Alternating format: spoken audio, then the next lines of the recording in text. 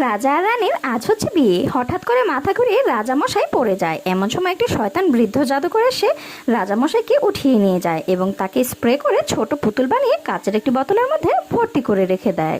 আর সে নিজে স্প্রে করে সে রাজামশাই হয়ে যায়।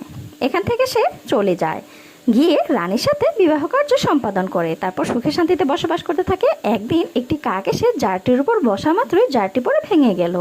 আর অমনি রাজা সাহেব সেখান থেকে বের হয়ে অনেক কষ্ট করে আস্তে আস্তে উপরে উঠে সেই মেডিসিনটা খেয়ে নিল। আর এটা খাওয়ার পর সে আবার আগের মতো বড় হয়ে গেল। এদিকে তাদের বিয়ে সম্পন্ন হতে গেল। রাজামশাই তীরের মধ্যে সেই মেডিসিন দিয়ে সেই শয়তান জাদুকরের গায়ে প্রয়োগ করলো। আর এর প্রয়োগ করা মাত্রই সে বুড়ো শয়তানে পরিণত হয়ে গেল। এখন আসল রাজামশাই এসেছে আর তাদের বিবাহ সুসম্পন্নভাবে সংঘটিত হয়েছে। বন্ধুরা, ভিডিওটি ভালো লাগলে অবশ্যই আমার চ্যানেলটি সাবস্ক্রাইব করবে আর লাইক কমেন্ট শেয়ার করতে কিন্তু ভুলবে না। নেক্সট ভিডিও দেখার আমন্ত্রণ রইল।